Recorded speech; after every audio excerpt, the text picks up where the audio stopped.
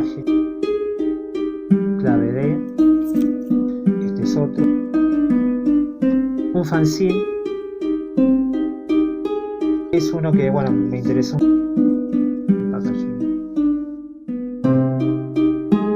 Del Altillo, este. Y este tiene